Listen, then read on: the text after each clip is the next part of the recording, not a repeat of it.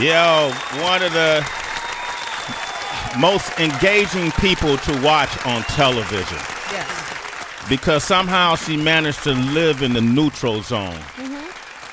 Where everybody, no matter what side of the fence you come from or what tax bracket you live in or ethnicity group, who cares about all that junk that makes the world so divisive? When this woman is on the screen, we can all tune in, and she's that common thread. And I think that's indicative of the person she must be when she's off the screen, which is why, with great pleasure, I like to welcome her and her lovely husband on the show today. You're making me blush. The one and only I got to say this to you because this is really our first official time meeting, you know, and I felt like I'm talking to somebody I've known closely for years. Thank you, baby. So welcome to our show. Rachael Ray is here. And you didn't come alone.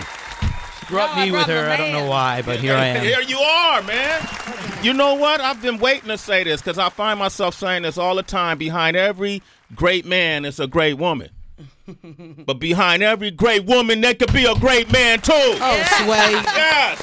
And I do like being behind you, hon. Oh, hey. Oh, hey. You already know. That happened. Celebrating. Good morning. Yes. I like that. I mean, sex is important, right? Yeah, they married. Well, yeah. Yeah, right? None of us would be here without it. This is true. Is that why you married her? Well, that was certainly the initial response I had. It was biological in nature. I was joking, but I love that you took that question so seriously, Jades. 2,000 episodes, huh? 2,000 episodes. What is just that? on this show. I don't want to think about how old that makes me or how many shows altogether. Because when I was working at the height of the Food Network, I did 263 episodes in 1 year was my personal best. Wow. So if you put all of the Food Network shows together with the 2,000 shows we've done with the chat show, I don't know, I should be dead. Oh, shit. No, but how do you find the motivation? You know, because after doing this. Okay, motivation. Can we talk about? Can we talk about this motivation? Is not like I write. It's like my husband is a musician, right? Yes. He thinks in music. I think in food. Can we examine what I do for a living? I chat. And I cook because I like to eat food. That's what I have to do. Like, I worked in restaurants from the time I was 12. Wow. I used to work 80 to 100 hours a week, unloading cases off trucks and cooking and unloading boxes, balancing budgets, managing groups of people and trying to that's work. What I do is like what I would do on a day off from any legitimate job in the world. You know what I mean? You do it on a day off anyway. You cook and I chat. do it on a day off. When I go on vacation, I have to have a kitchen. I Wow. cook. I cook from the time I wake up till 2 o'clock in the morning. I will not go to bed if there's a dish left. Actually, in Italy, I was up doing dishes till 4:30 in the morning. But Really? So you clean up after yourself, too? I can't go to sleep if there's a dirty. He's the same way. He just Really? he just drinks more scotch, so he passes out eventually.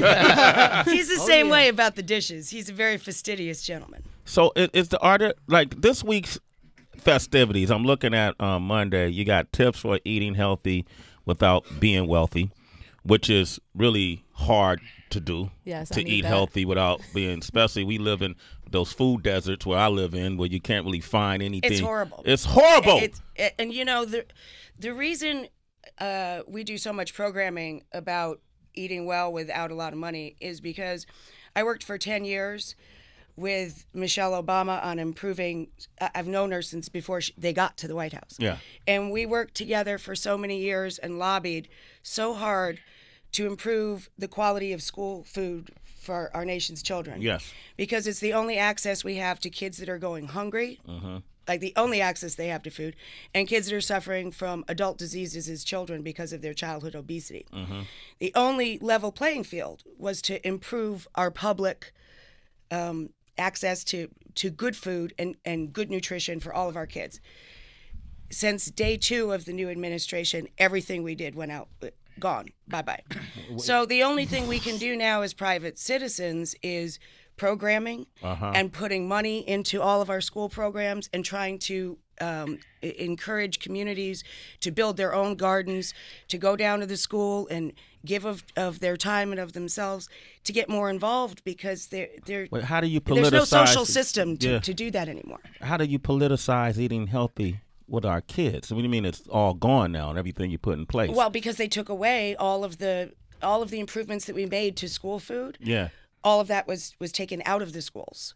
So the improvements that we made, they brought back the chicken nuggets made out of the itty-bitty bits of the chicken. Yeah, the byproduct. Right. All of the rules and regulations that we worked so hard to improve and change, all of that went bye-bye. So now we have to just bring it into a lovely conversation. I love that you said that in the beginning, that we try and sit firmly in the middle. We want everybody to watch and everybody to feel welcome.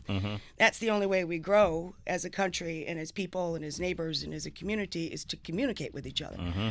So I don't try and get on either side of anybody's fence. I try and knock the fence over. Yes, exactly. And get people to party in the same backyard, But, food is basic, There's air, there's water, and there's food. These are the things you need, So in our show, we try and make people, it's wonderful when we have celebrities on. You opened with a clip from LL and all that, and that's wonderful. And I love sitting down with famous people. It's fun. Yeah.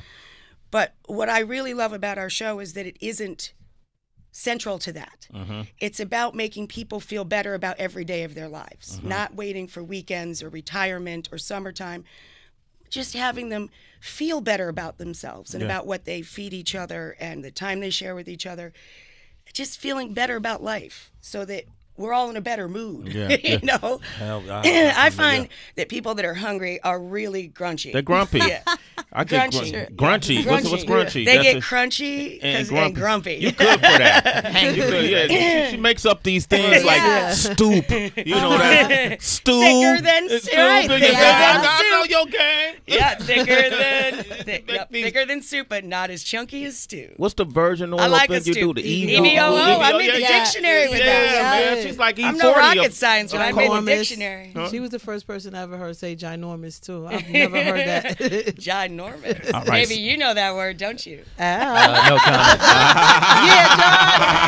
John. Go ahead, celebrate that dick. No, I'm just kidding. I'll give that a big round of applause. Man. Yes. You know what, man?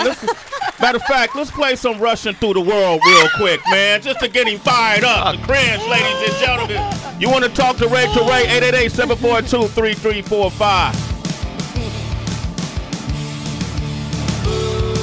It's Sway in the morning, only on Shea 45. Kilo.